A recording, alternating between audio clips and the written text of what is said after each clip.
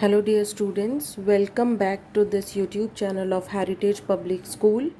In this video, we will discuss computer applications of class 9th.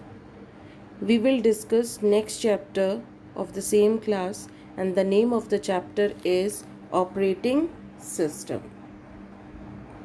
Operating System.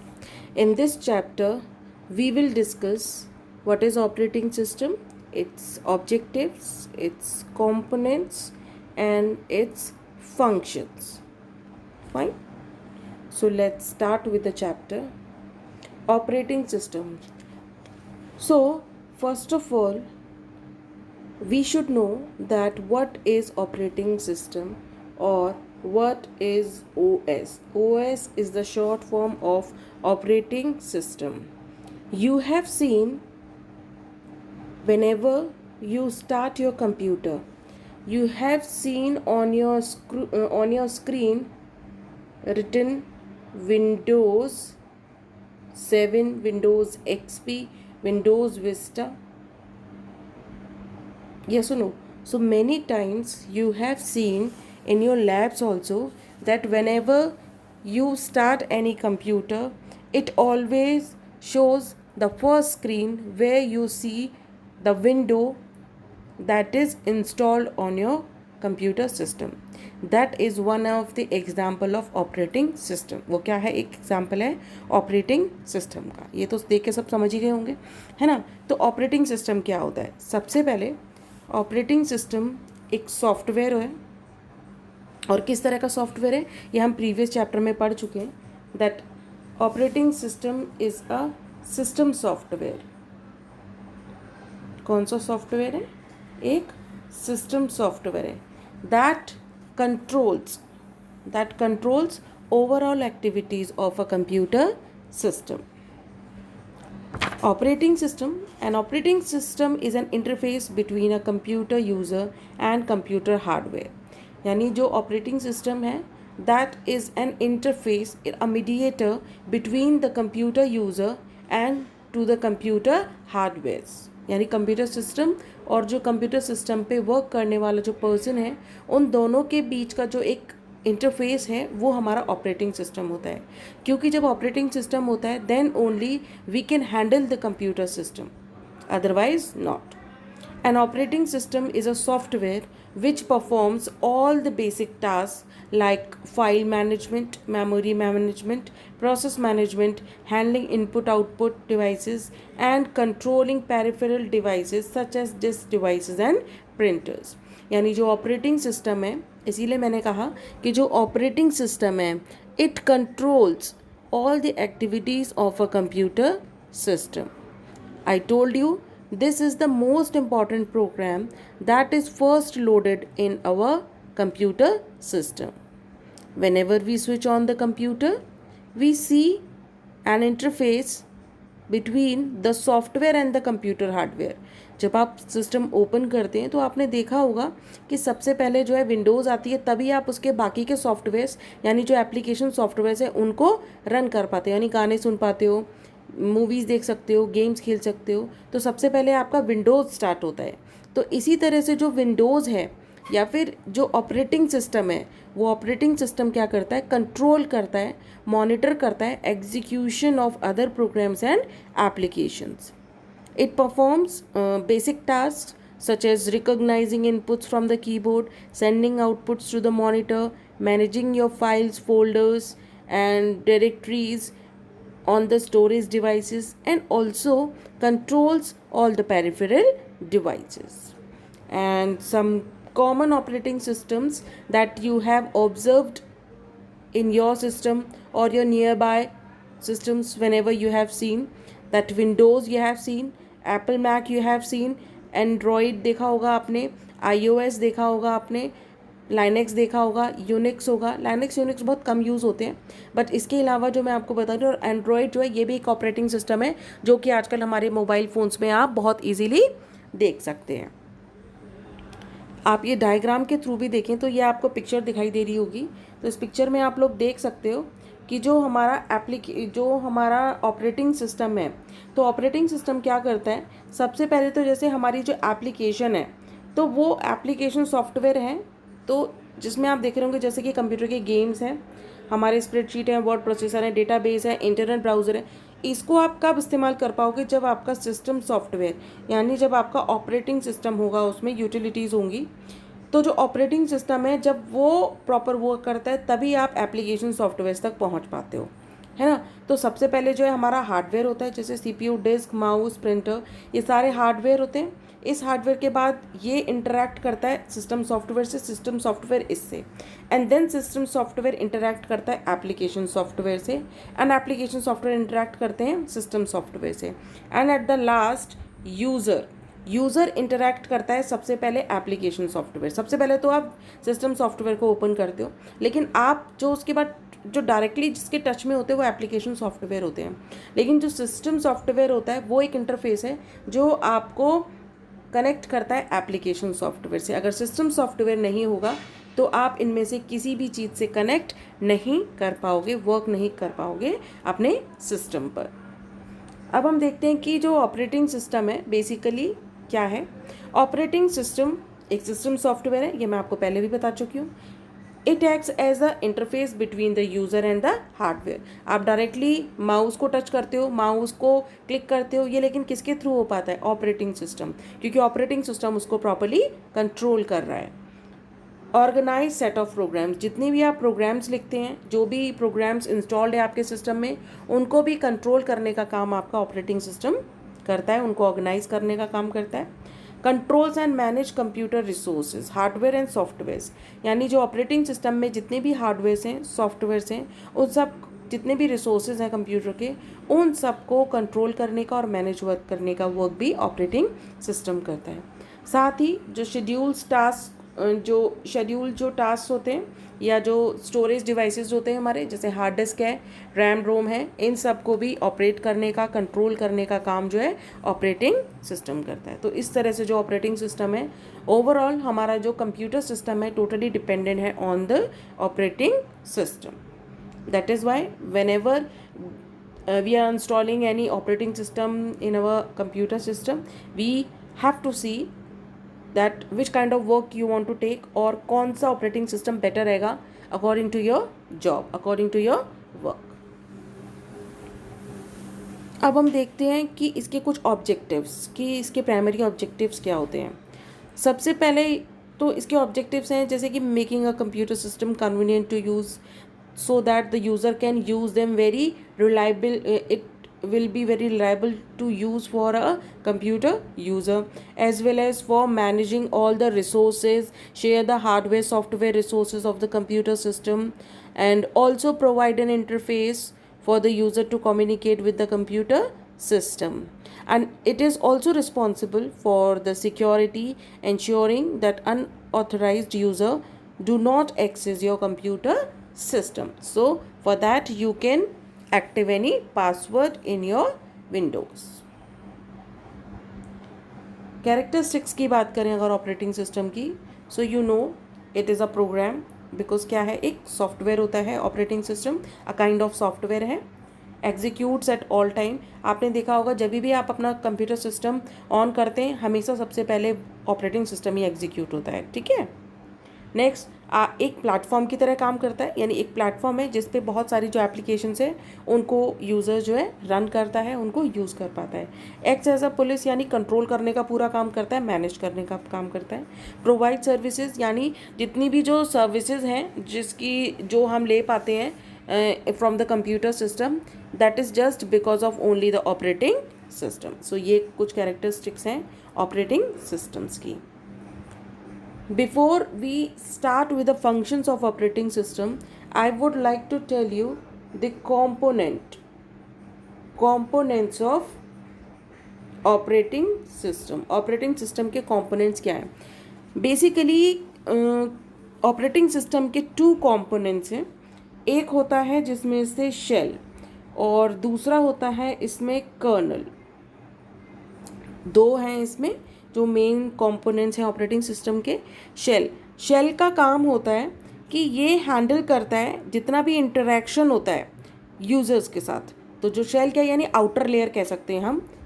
लेकिन जो colonel है, colonel हमारा जो है क्या है, मेन और जो कोर स्ट्रेंथ कह सकते हैं हमारे ऑपरेटिंग और हमारे कंप्यूटर की, क्योंकि जो कर्नल है वही सारा इंटरेक्शन करता है हमारे हार्डवेयर के साथ। यानी हार्डवेयर के साथ यानी जितना भी जो है मैनेजमेंट करना, मेमोरी को, प्रोसेस को, फाइल को, सिक्योरिटी को, डिवाइसेस को, कमांड्स को, तो ये जो सारा वर्क है that is just handled by the kernel. So input output जो है फंक्शन करना, डिवाइसेस को मैनेज करना, नेटवर्क्स को मैनेज करना, फाइल्स को, एप्लीकेशंस को, तो ये सारा जो वर्क हैंडल किया जाता है वो थ्रू कर्नल किया जाता है।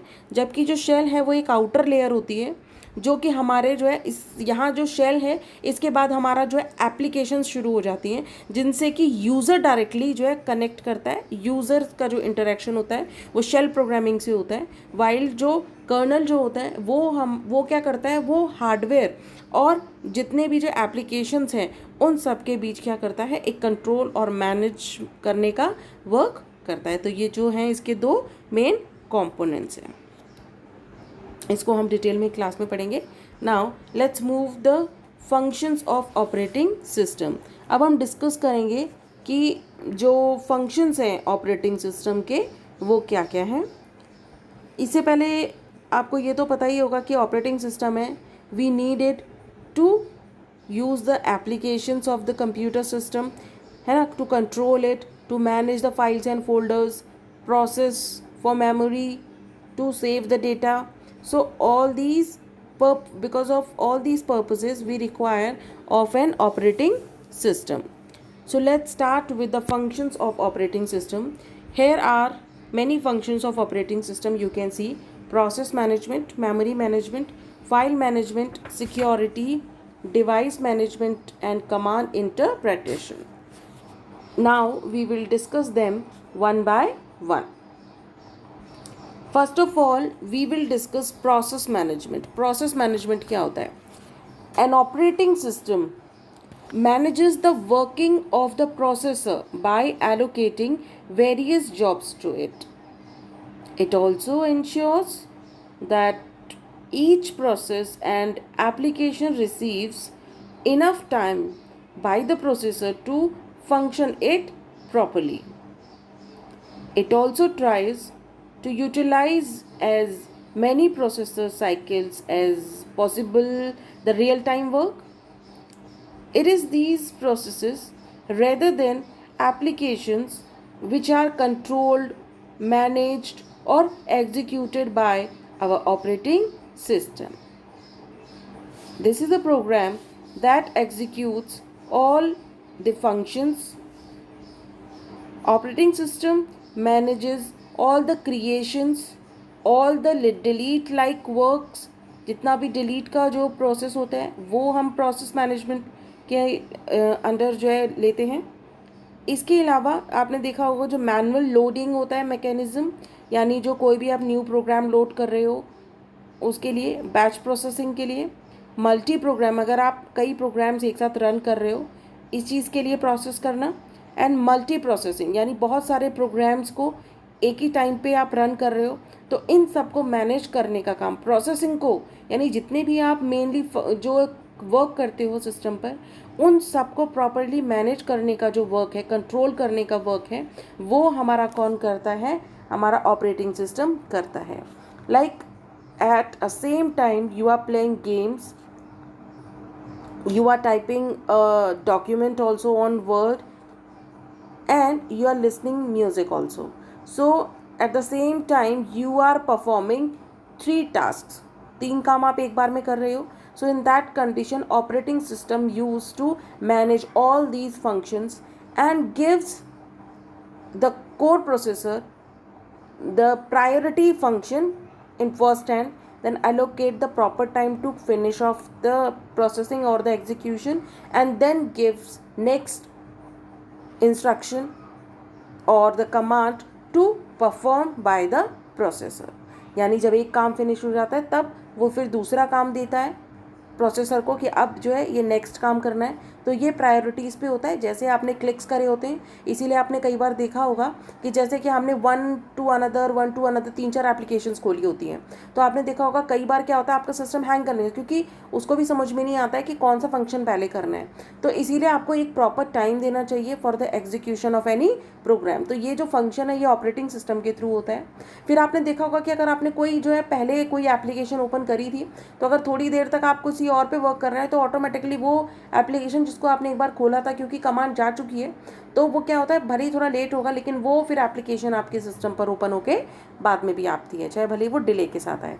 तो इस तरह से जो ऑपरेटिंग सिस्टम है वो जो भी आप कमांड्स देते हैं, इंस्ट्रक्शंस देते हैं to the computer system, it processes it takes that commands to the processor, and then processor executes the command, and then operating system controls it, manage it, and then gives at the screen of the user. So ये जो है process management होता है, जिसमें कि operating system properly manage करता है computer system के पूरे प्रोसेस को, पूरा एग्जीक्यूशन वर्क को। अब अगर हम बात करें कि जो प्रोसेस मैनेजमेंट जो था वो अर्ली सिस्टम्स में किस तरह का था, तो उसमें आपको पता है कि प्रोग्रामर्स थे, वो प्रोग्राम्स लिखते थे। प्रोग्रामर्स जो है पंच्ड कार्ड थे, उस पर पंच किए जाते थे, जो कि अर्ली एजेस में क्या था हमारा इनपुट आउटपुट डिवाइसेस था।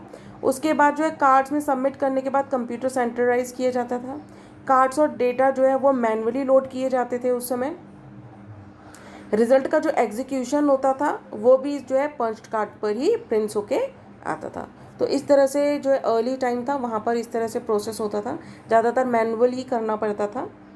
लेकिन जो आपका टाइम है उसमें आपको सिर्फ कमांड्स देनी होती है, and then the final result you are getting from the computer itself. अब अगर हम दूसरे फंक्शन की बात करें, दैट इज़ मेमोरी मैनेजमेंट। अब मेमोरी तो आपको पता होगा कि computer have its own memory now. Computer की खुद की अपनी मेमोरी होती है। अब वो कैसी मेमोरी होती है? 2 टाइप्स की मेमोरी होती है, permanent and temporary memory, primary and secondary memory. ये तो आप पहले पढ़ चुके होंगे in the previous classes. Primary and secondary memory. Primary memories में हमारे 2 मेमोरीज आती हैं, रैम एंड रोम। ये जो हमारी प्राइमरी मेमोरी होती है। सेकेंडरी मेमोरी में आपको पता है कि स्टोरेज डिवाइसेस आते हैं हमारे, जैसे कि हार्ड डिस्क है, एक्सटर्नल हार्ड डिस्क है हमारे, इसके अलावा फ्लॉपी डिस्क है, ऑप्टिकल डिस्क हैं, इसके अलावा पेन ड्राइव्स हैं, मेमोरी कार्ड्स हैं। ये सब हमारे सेकेंडरी स्टोरेज डिवाइसेस में आते हैं। तो इन सब को भी मैनेज करने का जो वर्क है वो हमारा ऑपरेटिंग सिस्टम करता है। So the operating system manages the sharing of internal memory among multiple applications. It also takes care of all the process work and all the consumption done in memory allocation to the another process. And operating system has to make efficient utilization of different types of memory like RAM, cache memory, and so on. Now, whenever any program or the command is written by the user, the processor processes it, but the operating system saves it for a temporary purpose in the RAM. ये तो सबको भी पता होगा कि जब तक आपका सिस्टम ऑन होता है, at that time computer system क्या करता है, आपका जो डेटा या instructions you have given to the computer system, it saves temporarily on the RAM. RAM में टेम्पररी सेव होता है। फिर उसके बाद सेव होने के बाद उसका एग्जीक्यूशन होता है। एग्जीक्यूशन होने के बाद आपको रिजल्ट मिलता है। Like if you have written 2 from your keyboard, then आपको मॉनिटर पे 2 दिखता है, लेकिन ये डायरेक्टली तो नहीं हो रहा है। ये जब आपको 2 डिस्प्ले हो रहा है, तो जब आपने 2 टाइप किया है कीबोर्ड से, तो वो वहाँ से आपका प्रोसेस मैनेजमेंट में ही होके जाएगा, यानी ऑपरेटिंग सिस्टम प्रोसेसर तक लेके जाएगा, वो उसको रीड करेगा 2, क्योंकि आपको ये पता है कि मशीन तो डायरेक्टली अंडरस्टैंड नहीं करती है 2 को, वो तो 0 और 1 को अंडरस्टैंड करती है। तो 2 को कन्वर्ट करेगा ट्रांसलेटर 0-1 की फॉर्म में। फिर उस बाइनरी को कोड को अंडरस्टैंड करने के बाद, एग्जीक्यूट करने के बाद जो रिजल्ट आएगा उसको फिर ट्रांसलेट किया जाएगा to the user understandable form, and then you can see 2 that you have typed from your keyboard on your monitor screen. तो कहीं ना कहीं डेटा को भी टेम्पररी हो, कुछ डेटाज हम परमानेंटली स्टोर करके रखते हैं फॉर द फ्यूचर रेफरेंसेस। तो ये जो है memory allocation, memory management, and one by one send the data for processing to the processor, that also work done by the operating system. So basically main memory को handle करता है आपका जो operating system. Memory इसके जितने भी जो है पार्ट्स हैं उन पार्ट्स को भी प्रॉपर मैनेज करने की का काम करता है। लाइक कौन सी मेमोरी में, जैसे कि अगर आपकी सेकेंडरी मेमोरी है तो सेकेंडरी मेमोरी में किस ड्राइव में ज़्यादा स्पेस है, किस ड्राइव में कम है। सो अकॉर्डिंगली क्या करेगा, जहाँ पर ज़्यादा स्पेस होता है, मोस्टली आपने देखा होगा कि फर्स्ट जो है आपकी जो प्रायोरिटीज़ आती हैं कि आपको डेटा कहाँ सेव करना चाहिए, वो उसी ड्राइव में आती है जहाँ पर आपके पास ज़्यादा स्पेस अवेलेबल होता है। आपका जो पोर्शंस हैं, ड्राइव्स हैं अलग अलग हार्ड डिस्क के, उनको भी मैनेज करने का वर्क करता है, प्रॉपर यूटिलाइज करता है, एलोकेट करता है मेमोरी को प्रोसेस के लिए, एंड जो है उनको डीएलोकेट करता है। जैसे कि हमने कोई भी डेटा लिखा, अभी मैंने आपको जो बताया था, जैसे आपने 2 लिखा, उसके बाद आज 2 आपको स्क्रीन पे दिख गया, बट आपने उसके बाद क्या किया, आपको लगा नहीं 2 नहीं लिखना है, मुझे 4 लिखना है, तो आप उसको इरेज करेंगे। सो इन दैट कंडीशन ऑल्सो वो क्या करेगा, उसको डी एलोकेट करेगा, यानी वहाँ से जहाँ उसने रैम में जो स्पेस कवर किया था उस स्पेस को क्या करेगा, इरेज करेगा। सो ये सारा वर्क जो है कौन करता है, हमारा ऑपरेटिंग सिस्टम करता है। इसके बाद इसका नेक्स्ट फंक्शन शुरू होता है जो कि होता है फाइल मैनेजमेंट। यानी आपने क्या किया, प्रोसेस कोई भी होती है उसको जो है मेमोरी में सेव किया। इसके बाद जो है फाइल मैनेजमेंट में operating system keeps tracks of the information regarding creation, deletion, transfer, copy, cut, paste and storage of the files in an organized way. It also maintains the integrity of data stores in these files including the directory structure. That means कि जो file management होता है, file management में आपका जो operating system होता है that manages the files properly, creation, editing, alteration, transfer, copy, cut, paste, storage like work, all these works handled by the operating system. Operating system file management में क्या करता है, collect all the file informations, manage files and folders in all the disks and manage them properly, duplicate files को delete करना, जो unnecessary files हैं उनको remove करना, provide functions of delete, copy, move, renamed, view files करना, files को remove करना, delete करना, रिकवर करना, बैकअप ऑफ फाइल्स, है ना, ये हमारी क्या होती हैं, backup of files on stable या नॉन वॉलेटाइल स्टोरेज, है ना। तो जिस तरीके से, यानी नॉन वॉलेटाइल का मतलब volatile and non volatile memory होती है। वॉलेटाइल्स मेमोरी होती हैं जो कि क्या होती हैं, टेम्प्रेरी बेसिस पे, नॉन वॉलेटाइल परमानेंट बेसिस पे होती हैं। तो जो है परमानेंटली जो है उनको स्टेबिलिटी करना। फाइल एक्सेस मेथड, इसमें जो है 2 मेथड्स होते हैं, सीक्वेंशियल एक्सेस फाइल्स या फिर रैंडम एक्सेस फाइल। जो सीक्वेंस यानी one after the other files होती हैं वो सीक्वेंशियल एक्सेस फाइल मेथड होता है, और रैंडम यानी कहीं से भी कोई भी फाइल जो है आप रैंडमली कोई भी पिक कर सकते हैं, कोई भी फाइल को मैनेजमेंट करना, किसी भी तरह से अरेंज करना, वो आपका रैंडम एक्सेस फाइल्स होते हैं। तो इन तरह से फाइल को एक्सेस करना और फाइल को प्रॉपरली मैनेज करना, all these works are handled by the operating system. Next function of operating system is the security. In security, the operating system protects the resources and provides various techniques which assures the integrity and the confidentiality of the user's data. You all know that in our computer system we stores many kinds of data. Some of the time personal data is also captured or installed in our computer system that we don't want to share with anyone. So for that we need a password security for that. So this function is also handled by the operating system. OS protects resources and information against the destruction and unauthorized access. So कोई भी person उसको जो है authorise नहीं है उसके, तो वो उसको टच ना कर सके, उसको ओपन ना कर सके, उसके लिए हम पासवर्ड प्रोटेक्शन लगाते हैं उसमें। साथ ही जो है टाइप्स ऑफ सिक्योरिटी में एक्सटर्नल सिक्योरिटी है, जिसमें कि बैकअप ऑफ डेटा है, access of sensitive information only, है ना। तो जैसे कि जो है आप क्या करते हैं उसमें एक्सेस कर सकते हैं उसको या नहीं कर सकते हैं, इस तरह के जो है आप ऑप्शंस को सेलेक्ट कर सकते हैं। इंटरनल सिक्योरिटी में क्या है, यूज़र्स का ऑथेंटिफिकेशन होता है कि यूज़र जो है ऑथेंटिक है कि नहीं है, एक्सेस कंट्रोलेबल है कि नहीं है, उसका एक्सेस वो कर सकता है यूज़र कि नहीं कर सकता है। Some of the applications also you have seen कि जहाँ पे जो है आपको क्या है अपनी आइडेंटिटी देनी होती है। जैसे कुछ साइट्स होती हैं जब आप विजिट करते हो तो उसमें आपको क्या करना होता है, अपने मेल आईडी के थ्रू एंटर करते हो। इसी तरह से जो है कुछ सॉफ्टवेयर्स भी हैं जिनको जब आप इंस्टॉल करते हो तो इंस्टॉल करने के बाद आपको अपनी आइडेंटिटी जो है उसमें जो है पुटअप करनी पड़ती है, तभी आप उस सॉफ्टवेयर को प्रॉपर्ली इंस्टॉल करते हो। तो ये सब जो सिक्योरिटी सिस्टम है, इसी तरह से अपने फाइल्स फोल्डर्स को, अपने पिक्चर्स को, मीडियाज़ को, इन सब को भी क्या कर सकते हैं, लॉग्ड कर सकते हैं, जिसके थ्रू कि जब भी आप उनको ओपन करें तो आपको एक पासवर्ड रिक्वायर्ड हो जो कि आप जिसको चाहते हैं देना सिर्फ उन्हीं के पास हो, जिससे कि आपका जो फाइल है कोई भी अनऑथराइज्ड पर्सन उसको एक्सेस नहीं कर सकता है। अब अगर हम डिवाइस मैनेजमेंट की बात करें तो डिवाइस मैनेजमेंट में जो है आपके जितने भी इनपुट डिवाइसेस होते हैं, जितने भी आउटपुट डिवाइसेस होते हैं, as well as the processing device also, तो ये जितने भी डिवाइसेस होते हैं, सबसे पहले तो इन सारे डिवाइसेस को मैनेज करने का जो वर्क है वो कौन करता है, हमारा ऑपरेटिंग सिस्टम करता है।